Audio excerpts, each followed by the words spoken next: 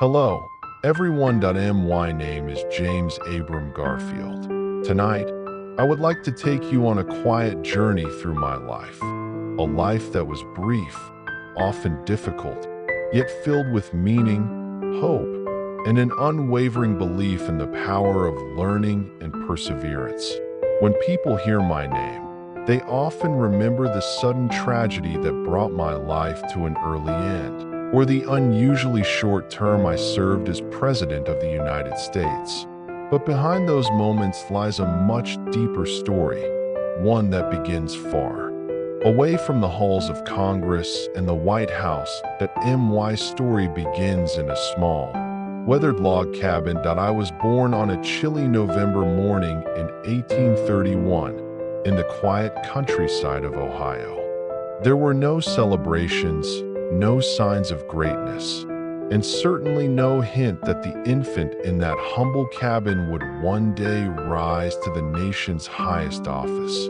Life was simple and often very hard. My father passed away when I was still too young to remember him. His death left my family with little more than our determination to survive. The burden fell on my mother, a woman of extraordinary strength, whose spirit shaped everything I later became. She had no wealth, no position, and no formal education. But she carried within her a profound wisdom. That hard work builds character, that kindness strengthens the heart, and that learning, no matter how humble its beginnings, can open doors to a world far beyond our own. That I can still remember the sound of the wind pushing against the logs of our cabin on winter nights, and the dim glow of the oil lamp as my mother placed books in my hands. We owned very few things, but those books were treasures, windows into realms I could hardly imagine. And in those quiet moments, reading by the flickering light, I began to dream. That I thought, if I keep learning, if I keep moving forward, perhaps one day I can step beyond these woods and see what lies beyond the horizon. So I worked, that I studied, that I pushed forward with every bit of strength I had. That I left home as a teenager with almost nothing but determination, not knowing where the road would lead, only believing that it must lead somewhere brighter. That belief carried me farther than I could have ever imagined. From student to teacher, from scholar to soldier, from general to congressman, and finally, to the presidency of the United States. Yet becoming president did not fill me with pride or triumph. That it filled me with responsibility. Responsibility to the people who believed in me, responsibility to the ideals of our nation, and responsibility to the boy I once was. The boy who read by lamplight and dared to believe that the world held something more. My life was short enough that history often remembers me more for its ending than for its journey. But tonight, I hope you will remember the journey. A journey from a log cabin surrounded by forests and mist, to the classrooms where I learned and later taught, to the battlefields where I fought for unity, to the long debates in Congress where I fought for honesty and fairness, and finally, to the White House, where I tried, in the time I had, to serve with integrity and vision. Tonight, I will share this journey with you, slowly, gently, and with the hope that it may bring you peace, reflection, or simply a moment of calm before rest. If you're ready, let us go back to the beginning. Back to the damp Ohio air, back to the whispering forests, back to the small cabin where everything began. I came into this world on a cold November morning in 1831, though for many years afterward, I wondered whether the world even noticed. Our home was nothing more than a small log cabin tucked into the quiet countryside of Orange Township, Ohio. A place where the earth smelled of pine and damp soil, where the nights stretched long and silent, broken only by the call of distant owls or the sighing of the wind against the cedar trees. The cabin was built by my father's hands. The logs, darkened by rain and time, fit together with a roughness that gave the place its character. Inside, the wooden planks creaked under every step, and the cracks between the boards allowed the winter wind to slip in like a thin, cold blade. But the modest warmth of the fire, the faint glow of the lantern, and the familiar voices of my family made it feel safe, made it feel like home. That I wish I could say I remembered my father, that in truth, I remember only stories of him. Gentle, steady stories told by my mother in her soft evening voice. He died when I was barely old enough to walk, leaving behind more love than possessions and more unfinished dreams than completed ones. But even his absence shaped me. It instilled in me the understanding that life can change suddenly, and that strength must often come from within. My mother carried that strength.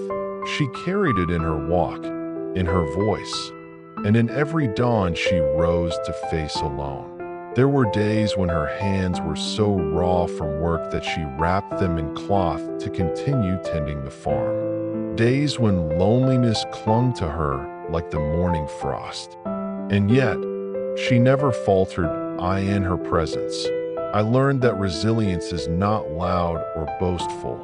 It is quiet and steady, like a candle that refuses to go out no matter how dark the night becomes. Work came early to all of us children at a teen age, when some boys played with wooden toys or chased each other across open fields. I was carrying buckets of water from the creek, splitting logs, feeding livestock, patching fences, and learning the ways of soil and season. The blisters on my hands were my earliest badges of responsibility. The cabin sat on land surrounded by tall grass that swayed like waves in the summer wind. I remember the smell of warm earth after a storm, the thick mud that clung to my boots, the feel of cold water running between my toes when I crossed the creek barefoot. These simple sensations anchored my earliest understanding of the world, a world that was hard, but also undeniably alive. Yet even as I labored, another world quietly opened inside me. It began with a book. Books were scarce in our part of the frontier. Paper was precious, but my mother believed deeply in learning, perhaps because she had been denied such opportunities in her youth. Whenever she could, she borrowed books from neighbors, old volumes worn at the edges, their bindings loose, their pages yellowed. To me, they were treasures beyond measured. Night, when the day's work was finally done, I would sit near the lantern, watching its flame flicker as I opened a book. The cabin around me would fade. The smell of smoke from the fireplace, the roughness of the wooden chair beneath me, even the ache in my shoulders, everything would drift away. In their place came images of distant lands, heroic tales, philosophical ideas, and glimpses into worlds far larger than anything my young eyes had seen. Those books did more than entertain me. They awakened me. They gave me a sense of possibility, an understanding that life could be more than hardship and survival. That somewhere beyond the horizon, knowledge could lift a person higher than circumstance ever could. Sometimes, my mother would pause from her sewing to watch me read. She rarely interrupted. She simply looked at me with a gentle, thoughtful smile, one that hinted she already knew I belonged to a bigger world, even if I didn't yet understand it myself. As I grew older, a restless longing began to fill my chest. I felt it most strongly in the quiet hours of early morning, when mist hung low over the fields and the world seemed wide and waiting. I loved my family, loved the simplicity of our home, loved the land that had shaped me. But I also felt a pull, an unexplainable pull towards something beyond what I could see. When I was 17, I finally found the courage to speak of it, that I remember standing beside my mother as she hung laundry to dry in the crisp autumn sun. The trees blazed with reds and golds, the air cool enough to hint at approaching winter.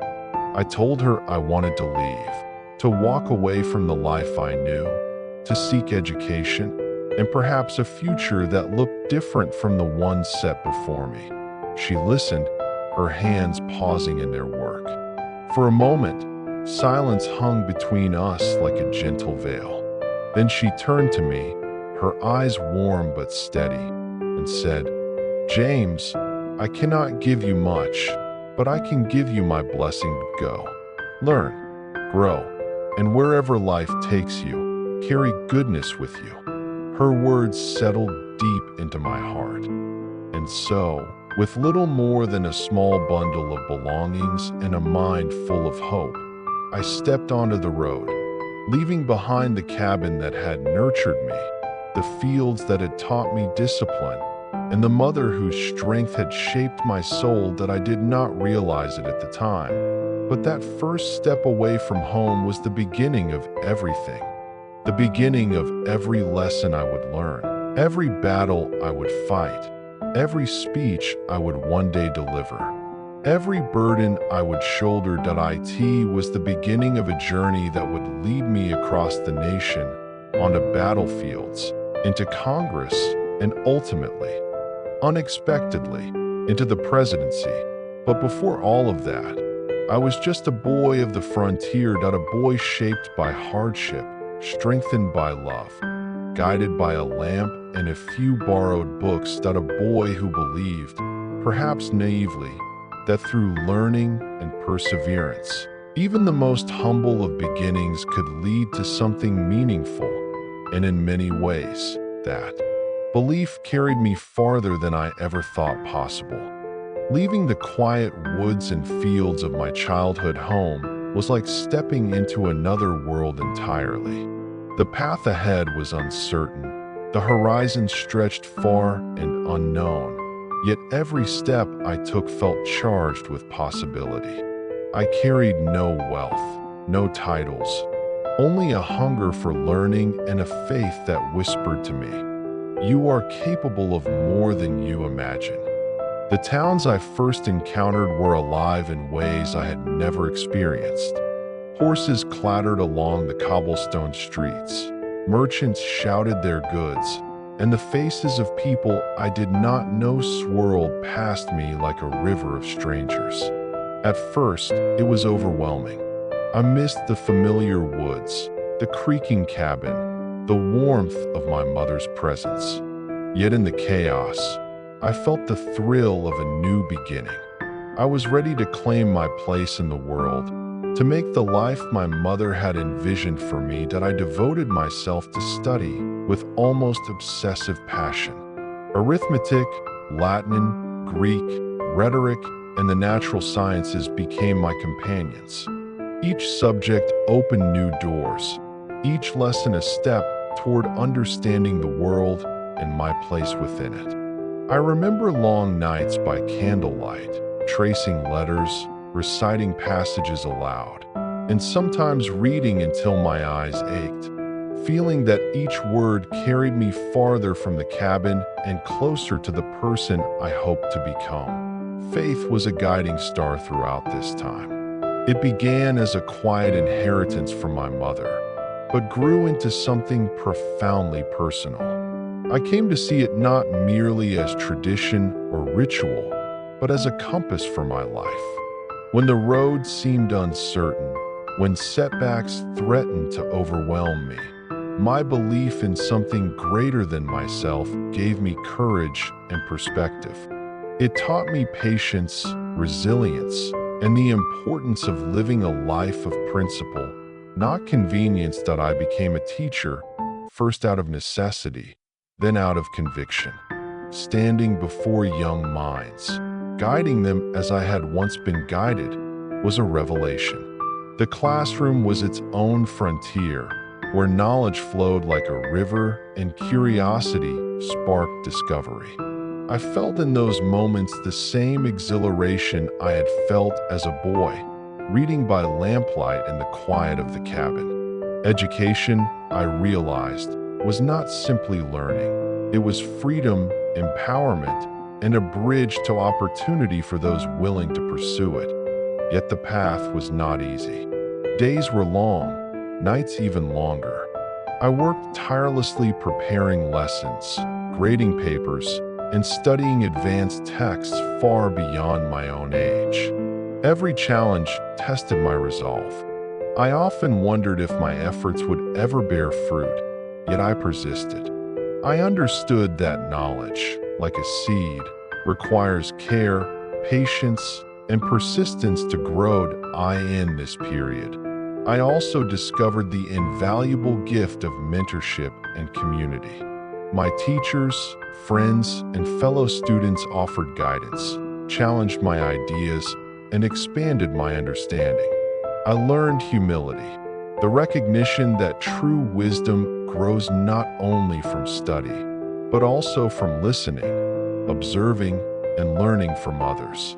I discovered that intelligence without character is empty, and that perseverance without empathy is hollow. By my early 20s, I had transformed from the boy of the Ohio frontier into a young man of purpose. Education had shaped my mind, faith had strengthened my heart, labor had forged my character. I understood that knowledge is not merely for personal gain, but for service to others, for lifting communities, for guiding those who might not yet see the paths before them. And so I set forth with books in hand, a steady faith in God, and a heart ready for challenge. Each step carried me further from the fields of my youth and closer to a life that would test every lesson I had learned, on battlefields, in halls of government, and eventually, in the highest office of the land. In those years, I realized something vital, that the pursuit of knowledge is never truly solitary. It is a journey intertwined with others, teachers, friends, communities, and even the lives we touch along the way. And I carried that truth with me always, as a light to illuminate the difficult and often lonely road ahead. After years of relentless study, teaching, and striving to better myself, I began to feel a new sense of purpose stirring in my heart. The boy who had left his small Ohio cabin with nothing but a bundle of clothes, a handful of coins, and a mind hungry for knowledge had grown into a man ready to make a difference. Education had shaped me, not only intellectually, but morally and spiritually. It had given me a calling, a responsibility, and a vision that my first teaching position was both exhilarating and humbling. The classroom was alive with voices, energy, and curiosity, a microcosm of the world I had always longed to understand. Each day I stood before my students, I felt the immense weight of responsibility. Their eyes looked to me not merely for facts or dates, but for guidance, for example, for inspiration. I quickly realized that teaching was more than delivering lessons. It was about shaping character, nurturing curiosity, and planting seeds of thought that might grow long after the school bell rang. That I poured myself into every aspect of my work. Hours stretched into nights as I prepared lessons, corrected papers, and read texts far beyond my own years. I wanted to embody the values I hoped to instill: discipline, diligence, and integrity. I wanted my students to understand that a life devoted to learning and service was far more valuable than one spent chasing wealth or comfort. And I sought to make every lesson resonate, not only in their minds, but in their hearts. The opportunity to serve as principal of a small academy soon followed, and with it came a broader responsibility. No longer was I simply a teacher. I was now a guide for both students and fellow instructors. I needed to set standards, create an environment that encouraged curiosity, and balanced discipline with empathy.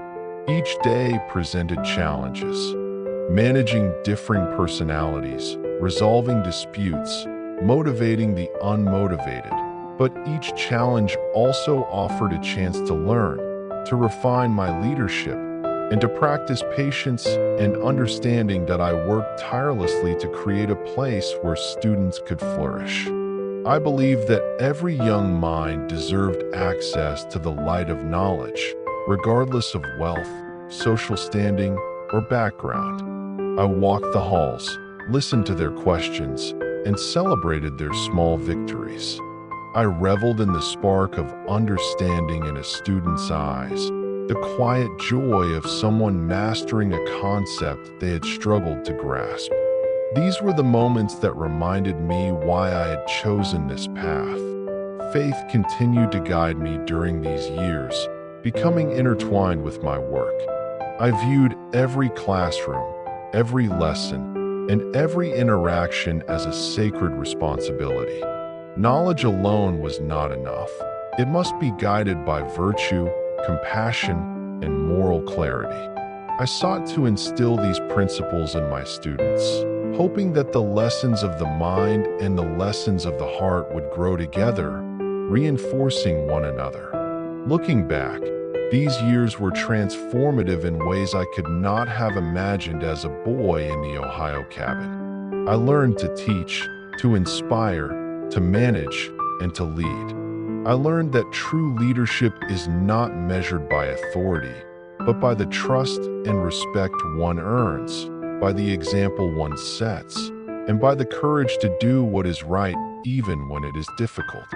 I discovered the profound joy of seeing young people rise above limitations and grasp knowledge, and the even greater joy of knowing that, in some small way, I had guided them toward that success.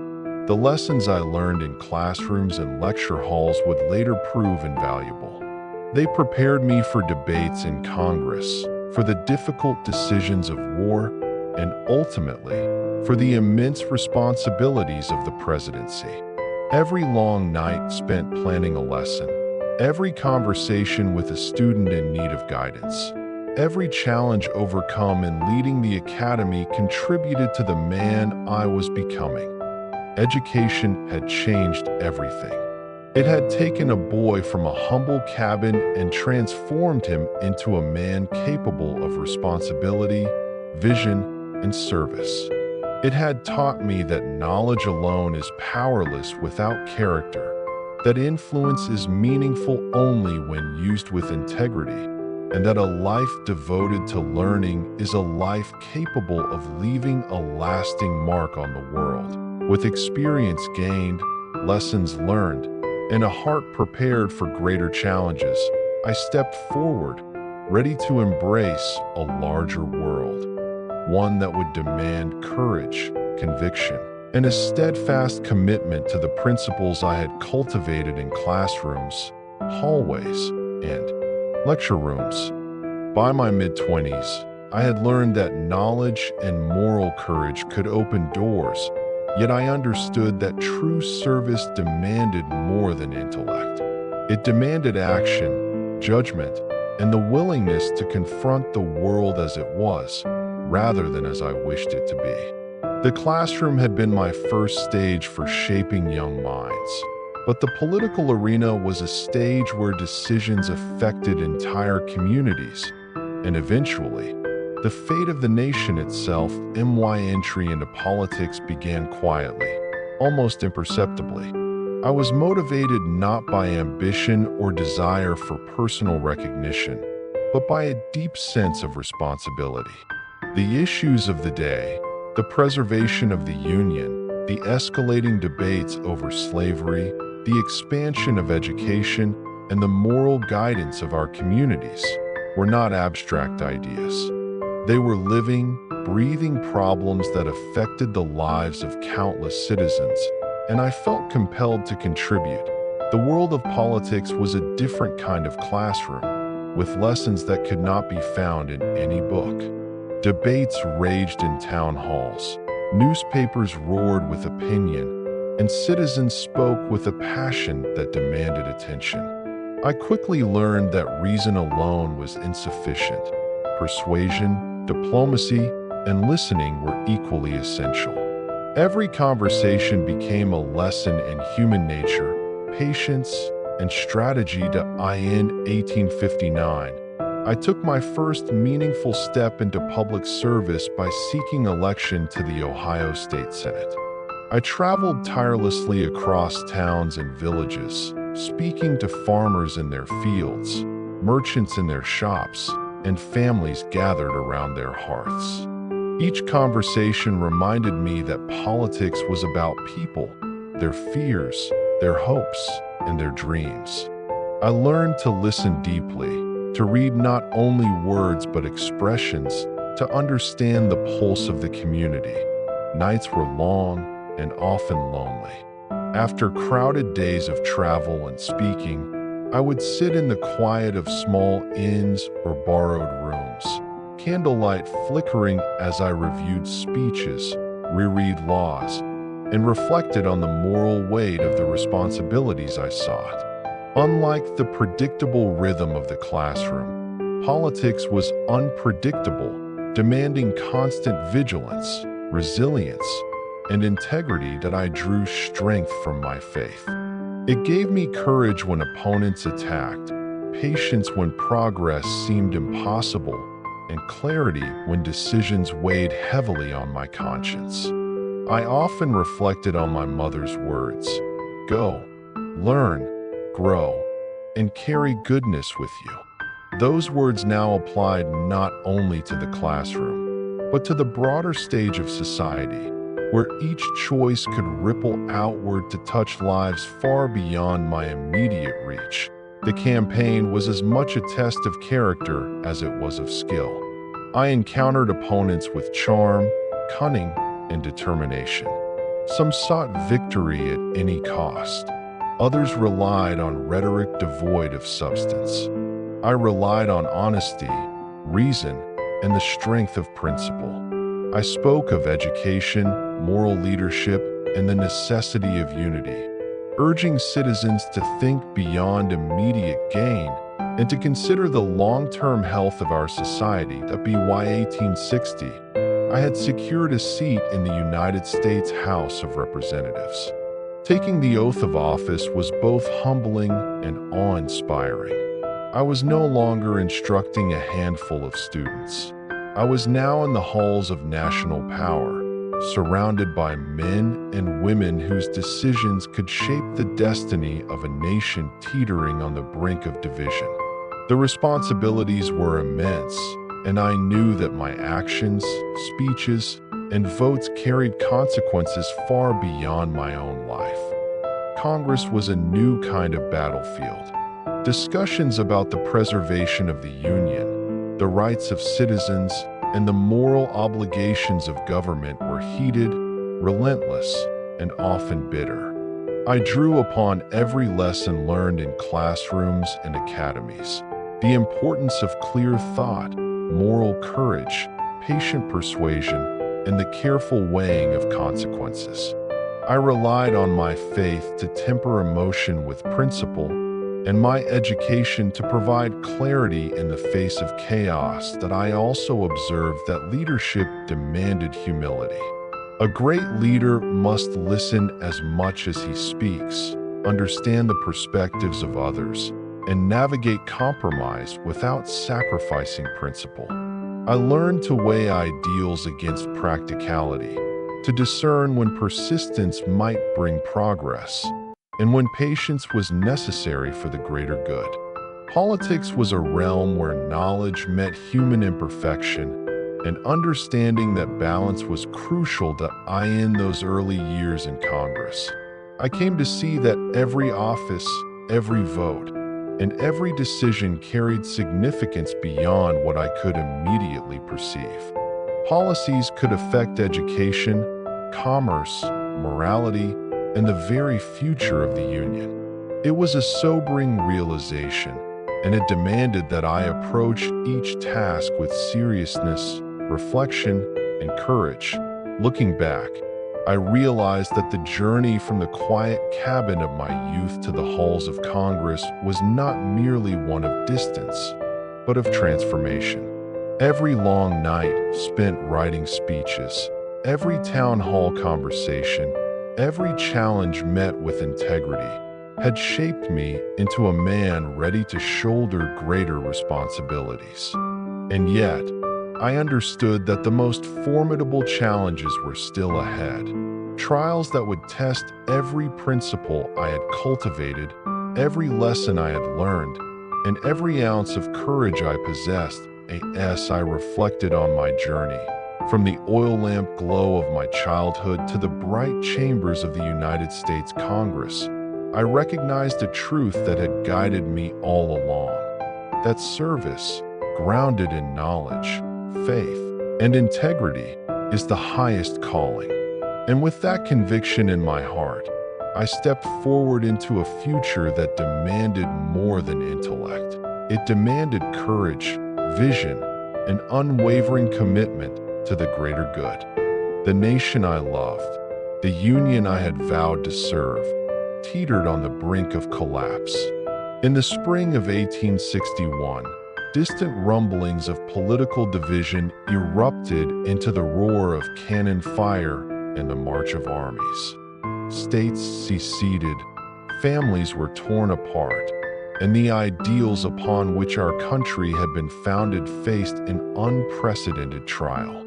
I knew that my calling, one that had begun in the quiet classrooms of Ohio, now demanded action on a far greater, far more dangerous stage that I could not stand idly by. The lessons of leadership I had learned as a teacher and principal, and the discipline honed in my studies, were to be tested in ways I had never imagined.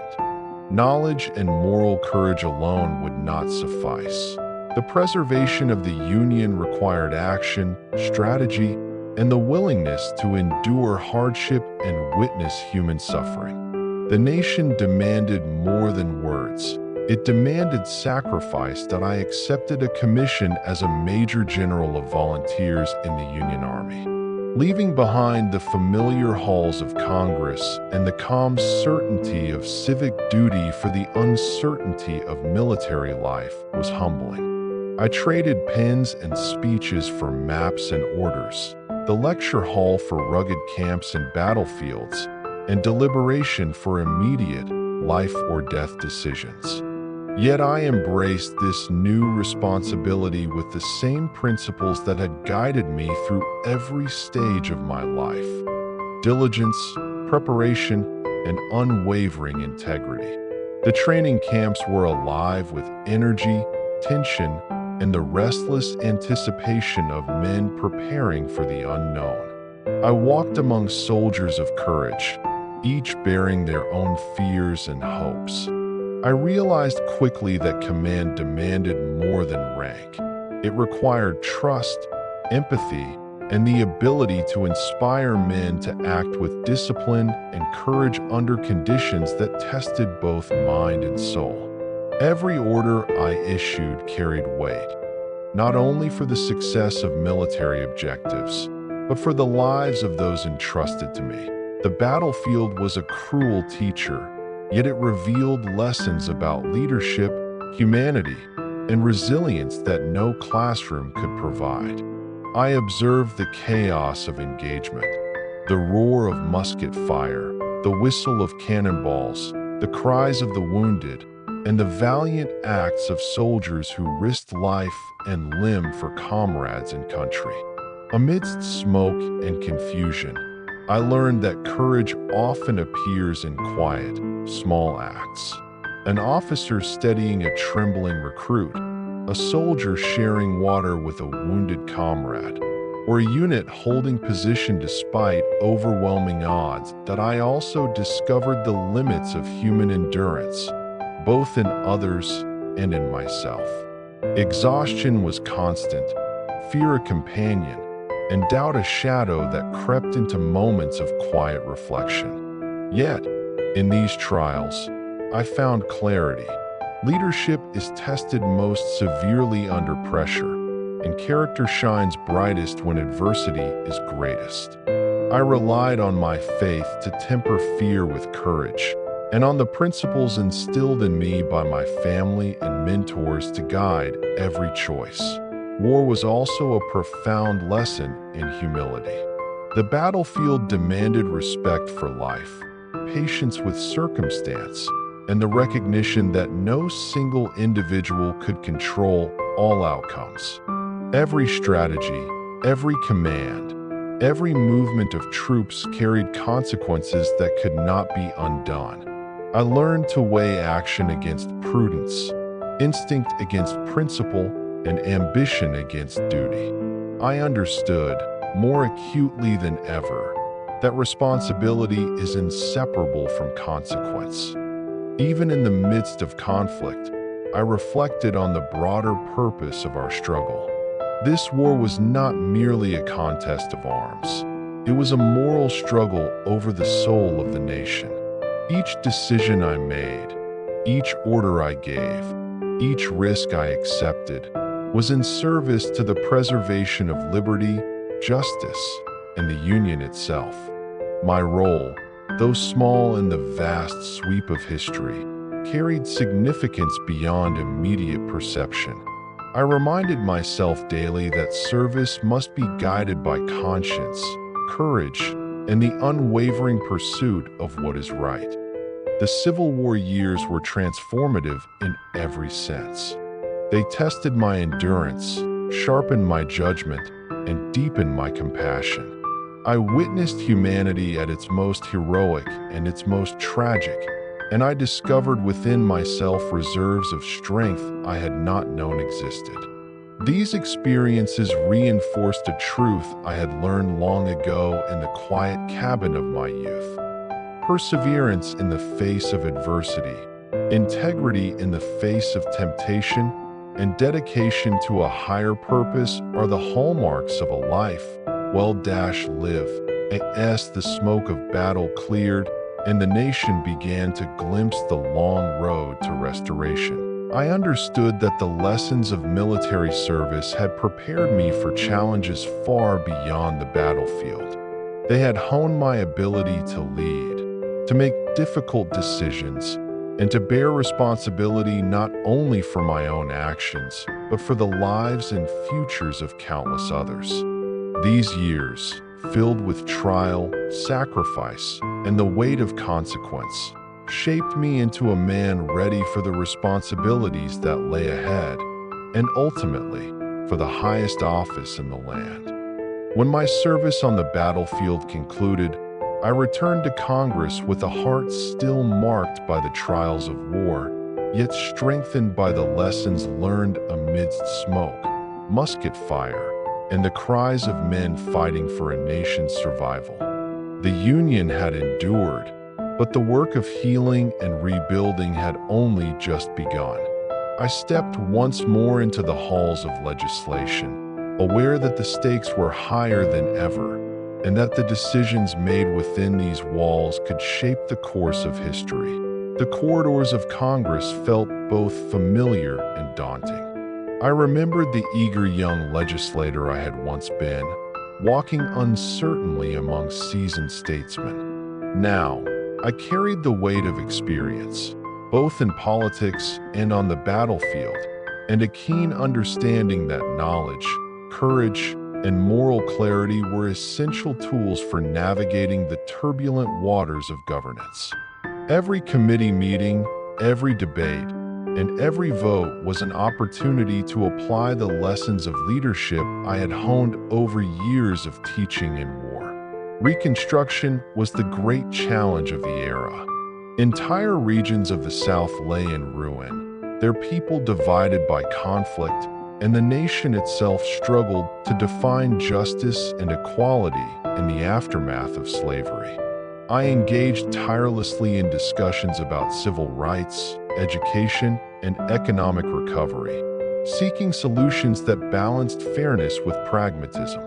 I listened to voices from all corners, former soldiers, freedmen, landowners, and laborers, striving to understand the diverse needs of a nation seeking to heal. The work was exhausting, both mentally and emotionally.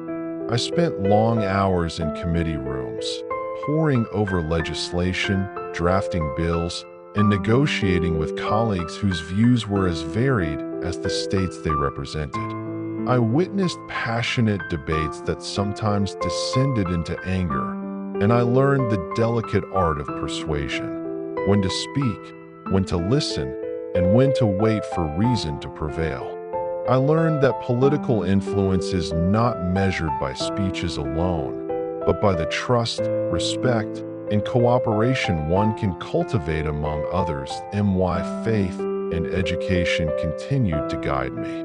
I relied on the principles instilled in me as a child and strengthened through years of teaching and military service. Integrity, diligence, and humility remained my compass. I reminded myself daily that public service is not about personal glory, but about advancing the common good. I sought to leave each committee meeting, each debate, and each vote better than I found it, mindful that every action rippled beyond the walls of Congress and into the lives of citizens I might never meet. Colleagues became both allies and teachers. I observed seasoned statesmen navigating complex legislation with deftness, learning from their strategies while remaining true to my own principles. I also encountered challenges from those who valued ambition over ethics, persuasion over principle, and political expediency over justice. These encounters tested my patience and resolve, but also strengthened my understanding of what it means to lead with honor. During these years, I placed particular emphasis on education as a cornerstone of national recovery.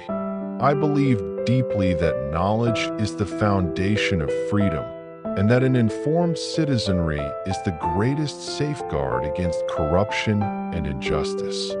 I worked to support policies that expanded access to learning, improved public schools, and fostered opportunities for young people from all walks of life. In these efforts, I felt a continuity with my earliest years as a teacher and principal. The classroom may have been small, but its principles could influence the nation itself. By the late 1870s, my reputation had grown as a legislator known for fairness, intellect, and steadfastness. I was increasingly sought for guidance on complex issues, my speeches in Congress noted for clarity and moral grounding. Yet I remained ever mindful of the weight of responsibility. Every decision carried consequences that extended far beyond my immediate observation, affecting lives, communities, and the course of the Union itself. As I reflected on these years, I saw a tapestry woven from the threads of education, military service, and political life. Each thread, whether a quiet night of study, a heated debate in Congress, or a critical decision on the battlefield, had strengthened my resolve, sharpened my judgment, and deepened my empathy. Leadership, I realized, is not merely the exercise of power. It is the careful stewardship of responsibility, guided by principle, tempered by experience, and informed by an unwavering commitment to justice. And so, as the nation emerged from its darkest trials, I continued to rise in political influence, prepared for challenges that would demand not only intellect and experience, but courage, vision, and moral clarity. Each vote cast, each speech delivered, and each policy pursued was an opportunity to honor the sacrifices of those who had come before, and to serve a country whose promise I had always believed in and was determined to protect. By 1880, after decades of service in classrooms, on the battlefield, and in Congress, I stood at the threshold of a new chapter, one that demanded the full measure of my intellect, character, and perseverance. The journey from a humble Ohio cabin to the highest office in the nation had been long, arduous, and often fraught with doubt and challenge. Yet every trial, every lesson, had prepared me for this moment. The presidency of the United States. The campaign was a test unlike any I had faced before. In classrooms, I had debated ideas. On the battlefield, I had made life and death decisions. In Congress, I had navigated complex policy. But now, I was called to inspire the hearts and minds of millions, to communicate a vision that could unify a country still healing from war and division. Every speech, every handshake, every meeting with citizens carried weight far beyond the individual moment. It was a connection to the soul of a nation that I traveled tirelessly across towns and cities, through farms and factories, meeting Americans from all walks of life. Farmers spoke of crops and taxes, laborers of wages and work conditions, mothers of the futures of their children. I listened intently, absorbing their concerns, fears, and hopes.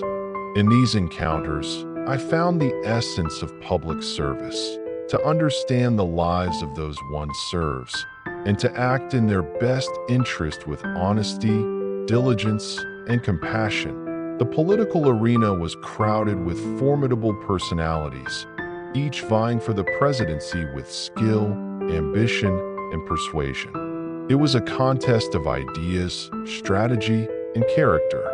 I relied on principles that had guided me throughout my life: integrity, steadfastness, and the belief that leadership is measured not by ambition, but by the ability to serve and uplift others. I sought to rise above partisan rancor, presenting a vision grounded in honesty, justice, and unity. Nights were long and often solitary. In dimly lit hotel rooms or quiet parlors, I reviewed speeches, studied policy, and reflected on the moral weight of the office I sought. The hours reminded me of my early days studying by candlelight in a small Ohio cabin, the long nights preparing lessons as a teacher, and the careful strategies of a commander in the field. Each experience had taught me that preparation, patience, and clarity of purpose are essential to leadership. The tension grew as election day approached. I felt acutely the gravity of the responsibility placed upon me. Citizens' hopes, the fragile unity of the post-war nation, and the ideals of liberty and justice hung in the balance. I reminded myself to remain calm, measured, and principled. Leadership, I had learned, is not born of fear or haste, but of steadiness, moral courage, and the ability to act rightly when the stakes are highest. Victory was both humbling and sobering. The trust of the American people was not an honor to be celebrated lightly. It was a sacred responsibility. I understood that the presidency was not a reward for ambition, but a call to serve, to protect the Union, and to uphold the values that had guided me since childhood. The path ahead would be demanding, fraught with challenges that required wisdom, integrity, and courage. Assuming the presidency, I carried with me the lessons of a lifetime, the resilience forged in classrooms and on battlefields, the discipline honed through years in Congress, and the moral compass shaped by faith and reflection. I understood that this office demanded empathy as well as authority, vision as well as pragmatism, and courage as well as compassion. I vowed to dedicate every thought, decision, and action to the service of the nation. As I reflected on the path that had led me here, I saw a life defined by perseverance, integrity, and service. From the cabin in Ohio to the halls of Congress, from classrooms to battlefields, every experience had shaped me for this office. And as I prepared to address the nation, I felt not pride, but a profound sense of responsibility to honor the sacrifices of the past, to guide the present with wisdom, and to leave a legacy rooted in justice, hope, and unwavering commitment to the Union. The nation awaited its next steps, and I, though humbled by the trust placed in me, was ready to lead, to serve, and to face the immense challenges that lay ahead, carrying the lessons of a lifetime and the hopes of millions upon my shoulders. Assuming the presidency was the culmination of a lifetime shaped by perseverance, service, and principle. Yet, even as I entered the grand halls of the White House, I was acutely aware of the enormity of the responsibility that lay before me. The nation, still healing from decades of civil strife and reconstruction, looked to its leaders with both hope and skepticism. Every decision, every action was observed, weighed, and felt far beyond the walls of the executive chambers. From the very first day, I strove to govern with integrity and clarity. My foremost goals were civil service reform, combating corruption, and ensuring that the government served the people honestly and efficiently. I believed that a strong union was not only one of laws and institutions, but of moral character, the guiding principle behind every act of leadership. Each morning, I would rise early, reviewing letters from citizens, reading reports from various departments, and considering how best to balance competing interests while remaining true to principle. The White House itself was a world of contrasts, the elegance of state rooms and ceremonial halls juxtaposed with the weighty responsibilities that rested on every decision. I held meetings with legislators, advisors, and diplomats, often late into the night, debating policies that would impact millions. I listened carefully, questioned thoroughly, and reflected deeply. Every conversation reminded me that leadership was not about personal prestige, but about the careful stewardship of trust and the wise use of authority. Outside the walls of government, I sought connection with the people. I welcomed citizens who came with petitions, heard their stories of struggle and hope, and reminded myself daily that the office of the president is not an abstract position of power. It is a sacred responsibility to serve and uplift the nation. I walked the corridors of the Capitol, observing workers, guards, and staff, listening to their concerns, and striving to lead with empathy as well as firmness. Yet even amidst these duties, I felt the fragility of life keenly. The world is unpredictable, and no amount of preparation can eliminate all dangers. Still, I faced each day with determination, relying on the lessons of my past, of classrooms, battlefields, and Congress, to guide my judgment, balance courage with prudence, and act with steadfast integrity. Then came that fateful day in July 1881, a day that would alter the course of my life and the nation. As I greeted citizens and conducted official duties, an act of violence struck, a sudden, unforeseen moment that no amount of experience could have fully prepared me for. In that instant, I felt a strange mix of shock and calm, a profound awareness of life's fragility and the unpredictability of human actions. My thoughts immediately turned not to myself, but to the nation I had served and the people who had entrusted me with their hopes. Even as I faced mortal danger, my mind reflected on the journey that had brought me here. The humble cabin in Ohio, the long hours of study and teaching, the trials of the battlefield, and decades in Congress. Each stage of life had instilled discipline, courage, and an unwavering commitment to principle.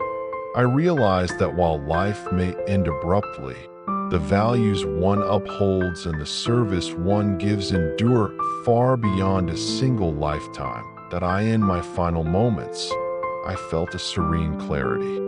Fear and pain gave way to reflection and gratitude for the family who nurtured me, the mentors who guided me, the citizens whose trust one carried, and the nation whose destiny I had dedicated myself to shaping. I hoped that my efforts, though cut short, would inspire others to lead with integrity, compassion, and courage. That the ideals of justice, honesty, and service would continue to guide the Union even as I departed from this world. Though my presidency was brief, its significance lay not in years served, but in the devotion with which I approached every duty. I had sought to honor the sacrifices of those who came before, to guide the present with wisdom, and to leave a legacy rooted in hope, principle, and the unwavering pursuit of a united and just nation. And as I faced the final moment of my life, I carried a quiet assurance that these ideals, nurtured by the American people, would endure long after I was gone. Even in the shadow of tragedy, there was peace in knowing that a life lived in service to others, guided by faith, education, and moral courage, leaves a mark that outlives the fleeting span of years. My story, from a small Ohio cabin to the highest office in the land, was not merely a tale of personal achievement, but a testament to the enduring power of principle, perseverance, and service. And in that knowledge, I found the calmest of comforts as the chapter of my life drew quietly to its close.